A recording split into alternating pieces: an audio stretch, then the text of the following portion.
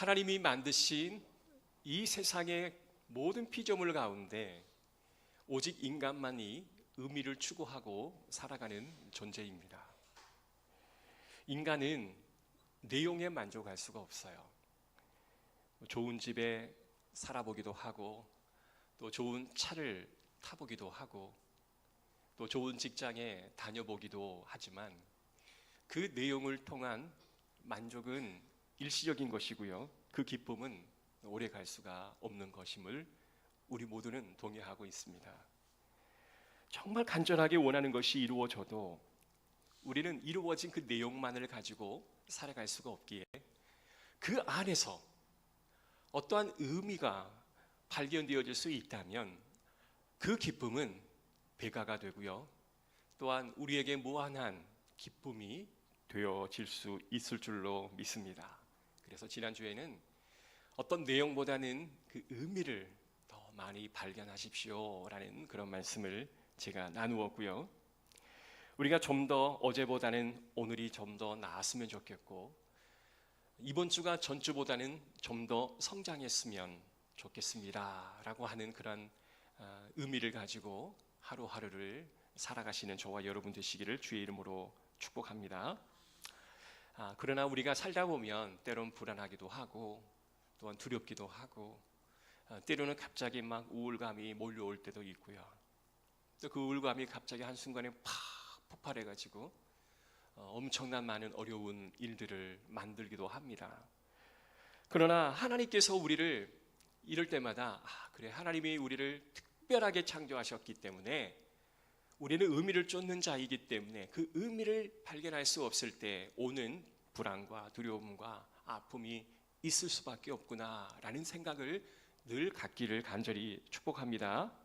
하나님께서 저와 여러분을 특별하게 만드셨기 때문에 괴롭기도 하고 외롭기도 하고 고통스럽기도 하는 것을 우리는 알아야 합니다. 바람이 막 불어요. 여러분, 우리의 삶이 좀 버겁고 공허하고 불만족, 또한 불합리하다 느끼실 때, 그래, 하나님이 나를 특별히 창조하셨기에 내가 그런 마음이 드는 건 당연한 거야 라는 마음을 가지시기를 간절히 바라요. 많은 사람이 이렇게 말합니다. 우리가 고난이 깊어지면 또한 실패를 통해서 더 커진다, 이래 말씀을 하는데, 아니 목사님, 그냥 고난 없이 실패 없이 더 커지면 안 되겠습니까? 이러한 말을 할 때가 굉장히 많아요. 그런데 참 이상하게도 고난과 실패 없이 우리가 더 커지는 법은 없더라고요. 그래서 고난과 실패를 통해서 저와 여러분이 더 커짐을 여러분 이해하시기를 간절히 소원합니다. 어려움과 고난과 문제가 내게 닥치게 되면 우리가 그 내용에 집중하지 마시고 그 내용이 주는 의미가 뭔가를 여러분 기도하고 예배하고, 그리고 하나님 앞에 간절히 아뢰므로 하나님의 깊고도 넓은 그 의미를 마침내 발견하시기를 간절히 축복합니다. 사람은, 참된 인간의 행복을 추구하는 것이 바로 사람입니다. 많은 사람들은 행복을 추구해요. 여러분 스스로 한번 질문해 보십시오. 나는 정말 행복한 사람인가? 여러분 그 답에 나 참 행복한 사람입니다 라고 답할 수 있다면 정말 다행스럽죠. 그런데요, 이 행복이라고 하는 것을요, 모든 사람들은 감정의 차원으로 이해를 합니다. 행복하다는 느낌, 내가 행복한가 스스로 질문했을 때 행복한 감정이 내게 있는가, 그리고 그 감정이 내게 있으면 그 감정을 누리려고 노력을 해요. 그리고 그 감정에 그 행복을 주는 또 무언가가 있다면 거기에 우리의 엄청난 많은 돈과 에너지를 쏟아붓죠. 또한 그런 행복을 주는 사람이 있다면 그 사람에 우리는 집착합니다. 그래서 우리는 그것을 붙잡으려고 해요. 그런데 여러분, 감정이 실체가 정확히 뭔지를 모를 때가 굉장히 많습니다. 그저 막연하게 이 행복한 느낌을 붙잡으려고 많은 사람들은 애를 쓰고 돈과 시간을 투자하는 거예요. 여러분 그 행복하다 느끼는 그 감정에 한번 집중하여 머물러 보세요. 그리고 그것이 진짜 행복한 감정인지, 그게 진짜 실존하고 있는 느낌인지 여러분 꼭 한번 확인해 보시기를 간절히 소원합니다. 저는 이제 학교 다닐 때도 이제 행복에 대한 리서치도 해보고 또한 작은 리포트도 한번 써보곤 했는데요. 그때 많은 책들을 읽으면서 행복이란 과연 뭘까? 이런 고민을 꽤 많이 했었어요. 모든 사람들이 행복해지기를 원하잖아요. 그런데 행복하지 않잖아요.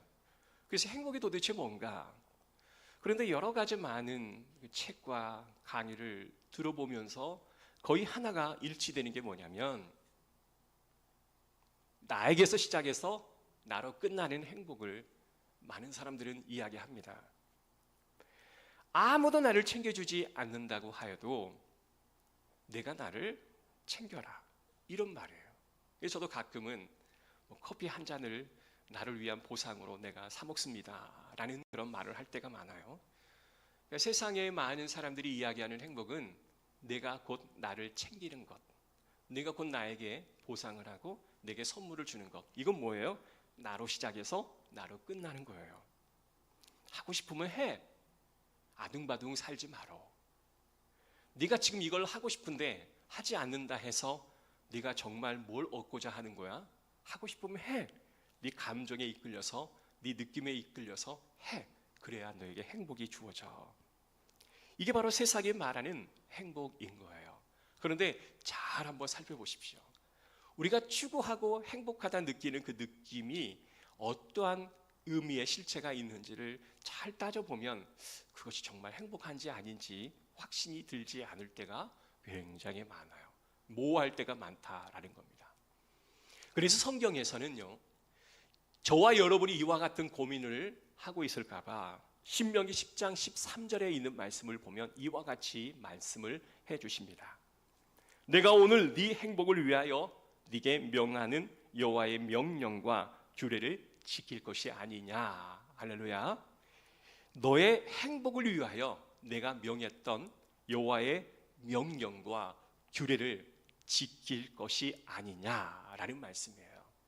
그러니까 우리가 여호와의 하나님의 말씀을 지키고 그 규례를 지키면 너희에게는 행복이 주어진다라는 말씀이에요. 그래서 우리의 행복을 위해서 하나님께서 말씀과 규례를 주셨다라는 말씀인데 별로 여러분이 공감이 되지 않는 표정들이십니다만은 한번 들어보십시오. 여러분, 우리가 진짜 행복해지는 길과 방법은 하나님 말씀을 붙잡는 것이 행복의 비결이다라고 말해요. 자, 신명기 10장 16절에는 이렇게 또 말씀하십니다. 그러므로 너희는 마음의 할례를 행하고 다시는 목을 곧게 하지 말라.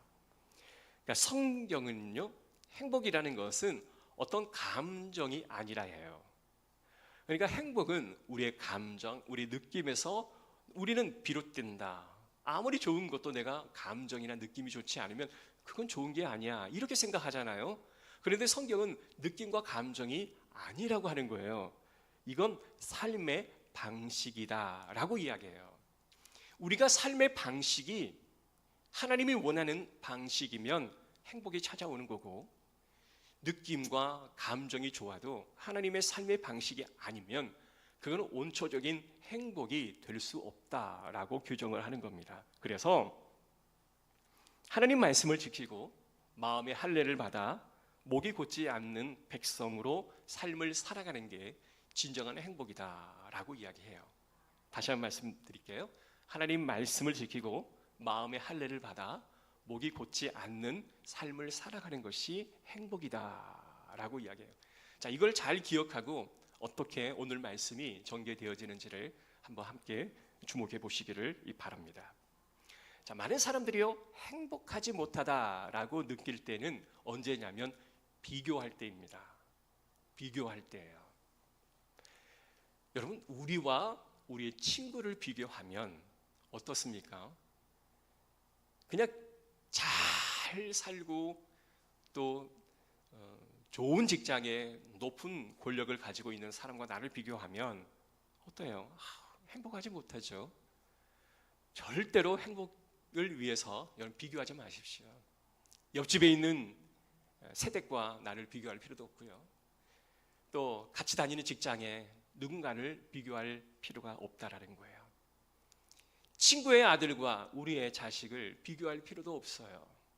굳이 여러분 비교를 하시려고 하신다면 누구와 비교하시는 게 가장 좋을까요? 어제의 나와 오늘의 나를 비교를 하십시오. 어제의 나는 이러이러했는데 오늘의 나는 이러이러하네. 그래, 감사하다. 아니요, 요즘은 조금 내가 좀 주춤하고 있구나. 여러분, 비교는 누구와 해요? 어제의 나와 하는 거예요. 절대로 하나님이 만드신 그 어떤 피조물과는 여러분과 비교하지 마시기를 간절히 소원해요. 거기에 잠깐 비교에서 오는 우월감이나 비교에서 오는 열등감이 분명 존재하기에 모든 사람들은 대등한 존재는 없어요. 그러니까 비교하기 시작하면 우월감과 열등감, 여러분 이것은 다 좋지 못하는 거예요. 여러분, 그러면 모든 사람들이 행복해하는 특징이 있는데요, 그 특징은 관계에서 비롯된다라고 이야기합니다. 자, 기독교 인간론에서 말하는 것이 바로 이건데요, 하나님과 어떤 관계를 맺는가가 우리의 행복과 직결되어 있다라고 말하는 거예요. 우리의 행복은 하나님에 대한 절대 의존에서 시작되어지는 거예요. 인간의 행복은 그냥 의존하는 게 아니야. 그냥 절대적으로 의존하는 거예요. 그냥 믿는 게 아니라 절대적으로 믿는 그 관계 안에서 행복이 시작되어지는 겁니다. 그래서 나의 모든 수고를 다해, 나의 모든 의지를 동원해서 하나님을 의지하는 것이 참으로 행복의 비결이다라고 말하는 거예요. 여러분, 행복해지기를 원하십니까? 그러면 여러분의 모든 것을 다 동원하고 수단과 방법을 다 동원해서 여호와 하나님을 철저히 의지하시기 바랍니다. 그러면 여러분에게 진정한 하나님의 행복이 찾아오는 거예요. 그래서 목이 곧지 말라, 마음의 할례를 받으라, 이 말이 바로 그런 말이에요. 하나님 앞에 온전히 나의 모든 것을 걸고 그분을 의지하라. 내가 뭐 할 수 있다, 목이 곧은 백성이 되지 말고 하나님 앞에 모든 걸 맡기고 의존하라 라고 말씀을 하는 거예요. 여러분, 오늘 본문에 있는 이 말씀, 사무엘하 9장의 말씀은 사무엘 8장에서부터 시작됩니다. 자, 사무엘 8장 6절에 있는 말씀 보면 이와 같은 말씀이 나옵니다. 우리 함께 읽어보겠습니다. 시작. 다윗이 아멜석 사람의 수비대를 두매 아람 사람이 다윗의 종이 되어 조공을 바치니라. 다윗이 어디로 가든지 여호와께서 어떻게 간다요? 이기게 하시니라. 8장 6절. 뭐라고요? 하나님께서, 여호와께서 다윗에게 이기게 하셨다라고 이야기합니다. 자, 그런데 여러분, 이기게 하셨다, 이런 축복 꼭 듣기를 간절히 바라는데요, 이 말을 한 번으로 끝내는 것이 아니라 14절의 말씀 보니까 다시 한번 후반절에 보면 다윗이 어디로 가든지 여호와께서 이기게 하셨더라. 할렐루야. 하나님께서요, 저와 여러분의 삶에 함께 하셔서 이기는 축복을 주시기를 주의 이름으로 축복합니다. 자, 그런데요, 이 말씀이 단순히 감정의 차원에 머물러 있는 게 아니라 우리의 삶의 방식의 차원을 지금 이야기하고 있는 내용입니다. 야, 너 요 하나님을 의지하니 마음이 좀 행복하지? 이게 아니에요. 그냥 느낌, 어떤 감정에 머물러서는 안 되는 것이고 삶의 행동의 방식을 전환할 것을 요구하는 거예요. 여기 보면 어디로 가든지 라는 말이 있습니다. 어디로 가든지 라는 이 말씀에 우리가 좀 주목을 해본다면, 어디로라는 말은 뭐예요? 우리가 일단은 간다라는 거예요. 그죠? 움직인다는 겁니다. 우리가 가만히 집안에 앉아 있으면요, 무엇이 오냐면 우울이 와요. 아무것도 하지 아니하고 아무 행동도 하지 아니하면 우울감이 우리에게 확 다가옵니다. 이 우울감을 벗어날 수 있는 방법은 움직이라는 거예요. 나가라는 거예요. 사람을 만나라는 거예요. 여기서 말하는 성경이 뭘 말하냐면 어디로 가든지 행동하라라는 겁니다.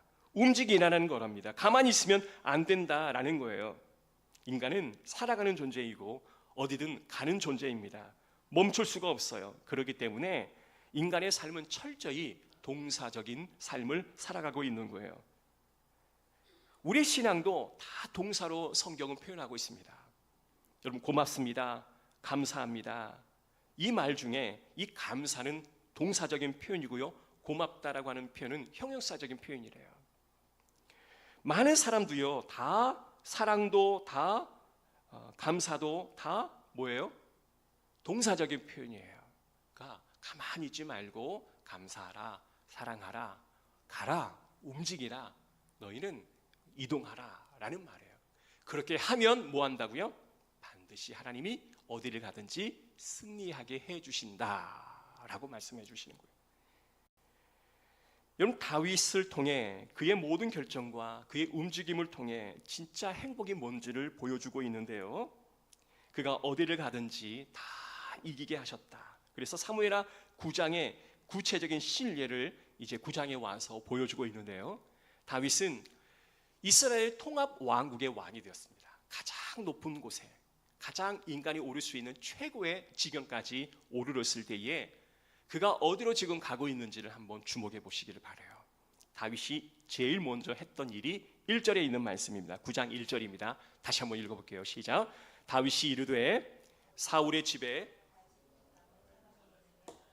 내가 요나단으로 말미암아 그 사람에게 은총을 베풀리라 하니라.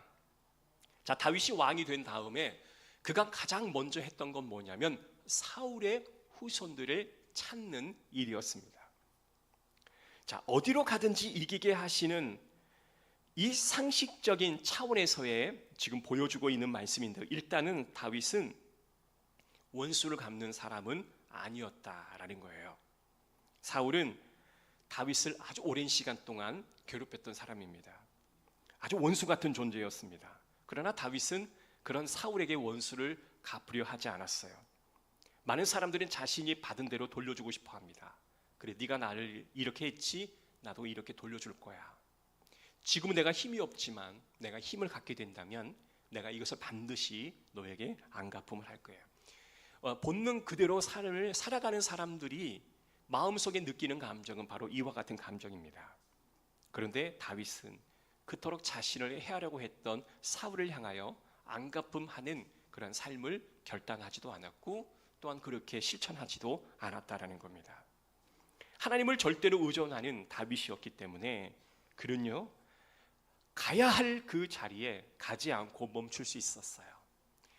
안갚음 해줘야 할 그 자리인데도 불구하고 주변의 모든 사람도 그렇게 동의를 했고 그렇게 행동해도 좋다라고 이야기했던 그 순간에도 다윗은 멈출 수 있었어요. 어떻게요? 스톱할 수 있었다는 거예요. 여러분, 하지 않아야 할 일을 나도 모르게 해야 할 때는 우리 스스로가 스톱해야 합니다.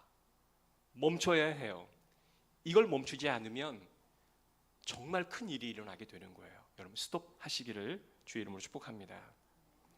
가정마다 신방을 가다 보면 이 가정이 이래서 잘 되는구나, 이 가정은 이 사람 때문에 정말 잘 되어지는구나 라고 느낄 때가 굉장히 많습니다.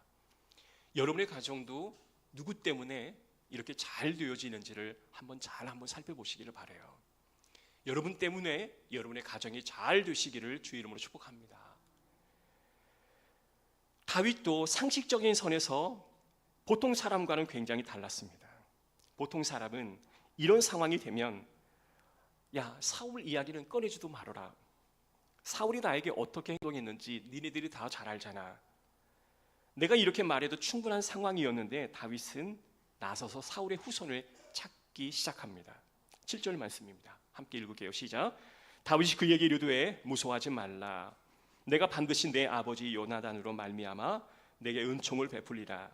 내가 내 할아버지 사울의 모든 밭을 다 내게 도로 주겠고 또 너는 항상 내 상에서 떡을 먹을지니라 하니. 이 말씀을 보면 다윗이 이래서 행복했구나 라는 것을 알게 되어져요. 하나님을 의지하는 자의 모습이 바로 이와 같았구나 라고 느낄 수가 있다라는 겁니다. 자, 여기에 한 인물이 등장하는데 누군가요? 무비보셋이라고 하는 인물이에요. 자, 이 무비보셋은요, 사울의 손자였고 다윗의 가장 절친이었던 요나단의 아들이었습니다. 그런데 지금 다윗은 사울의 후손 중에 절름발이 무비보셋을 찾고 있고 그를 왕실에 데려와서 그를 자기와 함께 밥상에서 같이 식사를 하는 그러한 모든 아량을 베풀게 됩니다. 우리가 선택의 순간에 있어서 다윗이 무비보셋을 바라볼 때 사울을 떠올릴 수도 있고요, 요나단을 떠올릴 수도 있어요. 자, 사울을 떠올린다면 어떤 반응이 보였을까요? 무비보셋 길을 멸하라. 자, 요나단을 떠올린다면 무비보셋을 데려와서 왕실에서 함께 거하자. 이 두 가지 선택지에 하나를 선택할 수가 있다라는 겁니다. 그러나 다윗이 행복했던 이유는 그 선택의 순간에 누구를 떠올렸어요? 요나단을 떠올렸어요. 사실 다윗과 무비보셋은 별로 연관이 없는 사람이지 않겠습니까? 한 번도 보지 못했을 수 있고요. 그 무비보셋을 데려다가 함께 생활을 하기로 결정한 것은 그는 요나단을 떠올렸다라는 겁니다. 이런 선택을 통해 다윗이야말로 진정한 행복한 사람이구나라고 느낄 수가 있는 거예요. 다윗은 하나님을 절대적으로 의존했기 때문에 그는 할 수 있다면 그의 시선을 좋은 쪽으로 보는 습관을 들였다라는 거예요. 하나님을 절대적으로 의존하는 자는 부정과 긍정 중에 긍정을 보는 힘이 더 강해질 수 있다라는 겁니다. 사랑하는 성도 여러분, 여러분이 세상을 바라보거나 모든 상황을 바라볼 때 주의 말씀을 붙잡고 좋은 쪽을 선택하시기를 주의 이름으로 축복합니다. 할렐루야. 자, 그러면 좋은 쪽을 선택한다라고 하는 것은 뭘까요? 여러분의 본능에 의한, 여러분의 감정과 느낌에 의하면 절대로 우리는 좋은 쪽을 선택할 수가 없습니다. 사람은요, 부정적인 것을 선택할 수밖에 없는 존재예요. 똑같은 게 있어도 여러분, 남을 칭찬하는 이야기가 듣기 좋은가요? 남을 비방하는 이야기를 듣기 좋은가요? 사람은 이상하게 남을 비방하는 이야기에 더 솔깃합니다. 자, 남을 칭찬하는 것을 선택한다라고 하는 것은 뭐냐면 이 자기의 본성, 죄인된 자기의 본성을 죽일 때에 가능한 거예요. 그래서 우리가 긍정을 선택한다라고 하는 것은 철저히 나를 죽이는 행동이 되는 것입니다. 여러분, 신앙적으로 영적으로 본다면 자신에게 철저히 죽은 사람이 좋은 것을 선택하는 거예요. 내가 죽었고 여호와 하나님의 말씀이 살아있고 그의 규례를 지키는 자들은 항상 좋은 쪽을 선택하여 내 죽었음을 보여주는 그런 기회가 될 줄로 믿습니다. 자기 절망에 대해서 여러분 그 상황을 받아들이고 내가 죽은 것이고 내가 죽으면 누가 남아요? 여호와 하나님만이 남게 되는 거예요. 여러분이 죽고 여호와 하나님이 살면 그건 성공한 거 아니겠습니까? 하나님이 죽고 여러분이 살게 되면 그거는 우리가 원하지 않는 삶이지 않겠습니까? 자, 그러면 다윗이 어떠할 때 자기는 죽고 여호와 하나님이 살았는가를 봅시다. 사무엘하 16장에 보면 다윗이 압살롬과 반역으로 피난길에 떠나게 되는 비참한 지경에 처하게 됩니다. 그때 시므이라고 하는 한 사람이 등장을 해요. 아무튼 이 다윗과 시므이는 뭔가 이렇게 결이 맞지 않는 것 같아요. 다윗 일행이 지나갈 때 다윗과 함께 이 시므이가 엄청나게 비난을 합니다. 다윗의 신하가 비난하는 이 시므이의 행동을 바라보면서 왕이시여, 저 사람을 반드시 멸하십시오. 아니면 내게 명령하시면 내가 멸하고 오겠습니다 라고 이야기할 때 다윗은 유독이 사람들의 시선에 따르지 아니하고 오직 여호와 하나님의 시선으로 대응했던 사람이었습니다. 자, 사무엘하 16장 10절을 제가 한번 읽어드릴게요. 왕이 이르되 수르야의 아들들이 내가 너희와 무슨 상관이 있느냐? 그가 저주하는 것은 여호와께서 그에게 다윗을 저주하라 하심이 내가 어찌 그리하였느냐 할 자가 누구겠느냐 하고, 이 말은 무슨 말이냐면 다윗은 시므이의 저주를 어떻게 해석했냐면 여호와 하나님이 내게 명령하신 것으로 이해했다라는 거예요. 완전 다른 시각이지 않습니까? 신하들은 그냥 그 내용에 집중했어요. 시므이가 자신을 향하여 비난하는 그 내용에 집중했습니다. 내용에 집중하는 사람들은 마음에 감정이 올라오는 거예요. 그래서 동일하게 대우를 하는 겁니다. 그런데 다윗은 하나님의 명령으로 그것을 받아들였다라고 하는 거예요. 다윗은 죽었던 사람입니다. 그는 하나님 앞에서 말씀 안에 죽었던 사람입니다. 그래서 비방이 내게 온다 할지라도 하나님께서 나를 훈련시켜 주시는구나. 지금 이 순간에 하나님이 나를 훈련시키시는구나 라고 느꼈던 거죠. 한간에 우리나라에 열풍이 불어일었던 미국의 나라가 있어요. 여러분 윌로 크릭 교회, 세들비 교회 여러분 잘 아셨죠? 한 10여 년 전부터 굉장히 많은 돌풍을 일으켰던 교회인데요. 대형 교회를 담임하시는 목사님들이 너무나 많은 성도들을 목양하기 위해서 한국에 있는 어떤 프로그램으로는 안 되는 거예요. 그래서 미국에 가서 안식년에 한 달, 두 달 정도 휴가를 맡아서 이제 미국에 갑니다. 그 윌로 크릭 교회 빌 하이베스 목사님이나 교회 목사님을 만나서 대화를 하는 거예요. 미국 교회의 좋은 프로그램이 뭡니까? 그래서 그 프로그램을요 한국에 가져와서 아주 선풍적인 인기를 끌었습니다. 전국에 있는 교회들마다 이 빌 하이베스 목사님의 어떤 프로그램들이 있잖아요. 그리고 세들베 교회의 프로그램을 다 도입을 해서 이제 제가 부교육자로 전 한 20년을 제가 사역을 했었기 때문에 참 오래도 부교육자 생활을 했죠.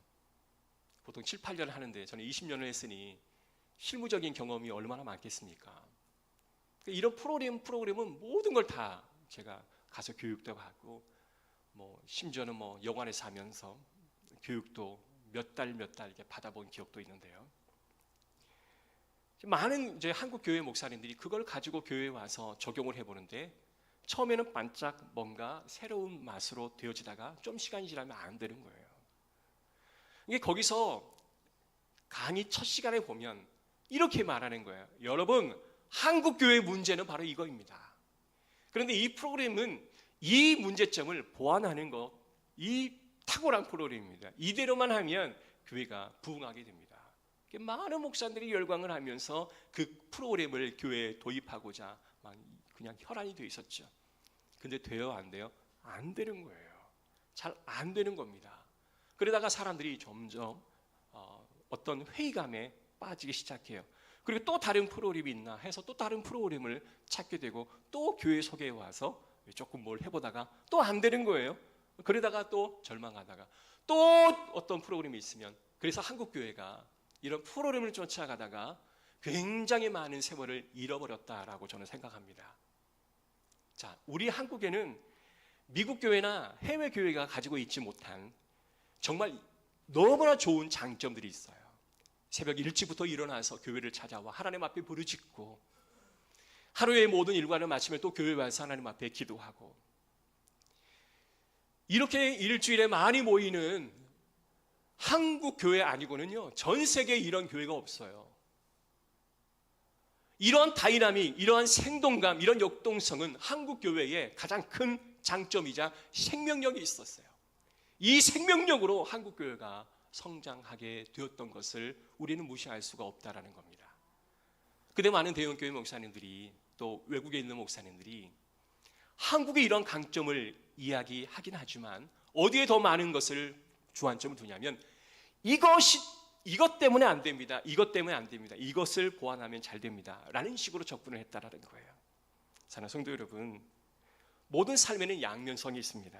익숙함이라고 하는 동전의 양면성 뒤에는 편리함과 또한 뒷면에는 실증과 무료함이 있어요. 모든 것은 다 양면성이 있다라는 겁니다. 어떤 상황이든 좋은 것만 있지 않다라는 겁니다. 한국 교회의 좋은 점을 보고 그 좋은 점을 더 부각하고 그것을 더 강점으로 살려놨다면 여러분, 한국 교회가 얼마나 큰 놀라운 역사를 이뤄냈을까요? 사랑하는 성도 여러분, 그렇다고 지금 서울의 어느 한 교회가 정답입니까? 라고 말할 수 있는 교회는 없습니다. 굉장히 부흥하는 교회, 그리고 건강한 교회, 어느 한 교회를 딱 놓고 이 교회대로 합시다, 이 교회는 정답입니다 라고 말할 수 있는 교회는 이 지구상에 없다라는 거예요. 좋은 것도 있고 좋지 않은 것도 있다라는 거예요. 저 역시도 좋은 면이 있고 좋지 않은 면이 있는데 좋은 면을 바라보면서 목양을 합니다. 사람 마음도 그렇습니다. 대립된 두 가지의 마음이 있어요. 절망만 있는 게 아니에요. 희망도 있어요. 불신만 있는 게 아니라 믿음도 있어요. 두려움만 있는 게 아니라 용기도 있어요. 수평 저울이 균형을 잘 맞추고 있다가 그냥 모래 조금 하나를 떠서 어느 하나에 딱 올려놓으면 갑자기 무게추가 확 기울어지는 것처럼 긍정과 부정의 두 가지 면에서 우리가 무엇을 선택하여 그것을 놓아 두느냐에 따라 내 마음이 확 기울어질 수밖에 없는 것이 우리가 사는 이 현실의 삶이라고 하는 겁니다. 다윗은 부정과 긍정 중에 긍정을 선택하고 그 위에 조금의 모래를 올려놓는 사람이었습니다. PSI의 성취방정식이라고 하는 게 있어요. 여기는 세 가지가 들어가 있는데요. 첫 번째 지능입니다. 두 번째는 자기 통제 능력이에요. 세 번째는 긍정적인 정서입니다. 그러니까 이 세 가지가 있으면 사람이 성취할 수 있다라고 그래요. 자, 지식. 여러분, 지능은 타고난 거 아니겠습니까? 이제 가끔 우리 자녀들이 그래요. 아빠, 내가 이 정도 하는 것은 최선을 다하는 거야. 아니, 부모님이 내게 그 머리를 물려주셨기에 내가 이 정도 하는 건 나는 최선이야. 이런 말을 할 때가 많거든요. 맞는 말이에요. 사모님이나 저나 머리가 이렇게 탁월하지가 않아요. 그런데도 그 정도 하는 건 은혜죠. 은혜죠. 자, 지능이 있고요. 두 가지는 자기 통제력입니다. 이 자기 통제력은 뭐예요? 내가 철저히 이성적인 상황에서 나 자신을 절제할 수 있는 능력입니다.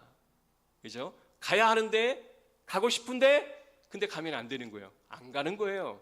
이게 자기 통제 능력입니다. 더 자고 싶은데, 자는 게 행복한데, 안 자는 거예요. 그리고 공부를 하는 거예요. 자기 통제 능력입니다. 여러분, 내가 지능이 있고 자기를 철저히 통제를 잘하는데 마지막 뭐예요? 감정. 이 감정이 없는 사람을 세상 사람들은 뭐라고 말하는 줄 아세요? 소시오패스, 사이코패스라고 불러요. 지능이 높고 자기 절제가 철저한데 공감이 안 되는 거예요. 감정이 동화가 안 되는 거예요. 그런 사람을 세상 사람들은 범죄자의 어떤 위치에 올려두는 사람들이라는 거예요. 여러분, 우리 안에 따뜻함의 긍정적인 정서가 없으면 문제가 되어지는 겁니다. 여러분, 때론 잘 웃기도 하고 때론 그렇죠 뭐 라고 허탈하며 웃을 줄 수 있는 그런 사람이 되시기를 주의 이름으로 축복합니다. 이건 아니야, 이대로 해야 돼. 그러나 그럴 수도 있죠 뭐, 예 알겠습니다 라고 넘어갈 수 있는 그런 감정, 이게 굉장히 사람들의 마음을 얻게 되는 비결이에요. 저도 가끔은 이제 선배 목사님들과 함께 임원이기 때문에 대화를 나눌 기회가 있어요. 식사를 하다 보면 목사님 허허허 한번 웃고 말아요, 이렇게 이야기할 때가 많습니다.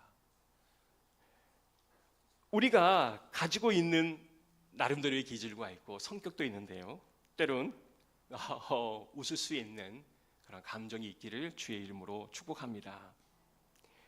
여러분, 다윗을 바라보면 하나님의 모습이 자꾸 떠올라요. 왜냐하면 다윗의 행동에는 하나님의 모습이 오버랩되어 다가오기 때문에 그렇습니다. 에스겔 18장 32절의 말씀 보면 주 여호와의 말씀이니라 죽을 자가 죽는 것도 내가 기뻐하지 아니하노니 너희는 스스로 돌이키고 살지니라. 자, 이 말씀은 뭐냐면 하나님께서요, 죽을 자가 죽는 것은 당연한 거예요. 그죠? 죽어야 마땅한 자가 죽는 건 당연하잖아요. 그런데 하나님이 기뻐하지 않는다라고 말씀하십니다. 다윗에게 있어서 사울은 죽어 마땅한 사람이지만 그 사울이 죽는 것을 다윗이 기뻐하지 않는다라는 마음이에요. 그러니까 이 다윗과 하나님의 마음은 이렇게 오버랩되어 우리에게 다가오는 겁니다. 다윗이 무비보셋을 보면서 사울이 아니라 요나단을 보는 것과 같은 상황, 힘든 상황 속에서도 행복을 쫓든 그리고 좋은 것을 바라볼 줄 아는 이 다윗, 이 다윗의 모습이 우리의 모습이기를 주의 이름으로 축복합니다. 우리가 세상을 바라보면 모든 사람들이 다 하나로 보는 건 아닙니다. 자, 사물은 하나이지만 이 하나인 사물을 보는 각도에 따라서 한 개로 보일 수도 있고 두 개로 보일 수도 있고 세 개, 네 개, 다섯 개로 보일 수가 있어요. 왜냐하면 여러분이 서 있는 위치에서 보는 시야가 각각 다르기 때문에. 여러분 과거의 경험과 여러분이 경험했던 모든 아픔과 기쁨, 이 모든 것을 기반으로 그 사물을 바라보기 때문에 모든 사람이 동일하게 사물을 보지를 않아요. 그러니까 그 사물을 보는 건 천만 가지로 다 사람들마다 다를 수가 있는 것입니다. 그러나 여러분, 부디 하나님이 우리에게 요구하시는 것은 좋은 면을 보시기를 바랍니다. 좋은 면을 보시고 좋은 쪽을 선택하시기를 주의 이름으로 축복합니다. 우리의 삶이 크고 거창하지 않아도 좋습니다. 아주 소소하고 작은 것이라도 좋습니다. 여러분, 좋은 것을 보시기를 간절히 바랍니다. 그것이 바로 저와 여러분을 성공에 이르고 하나님의 마음을 합하는 자가 되는 다윗과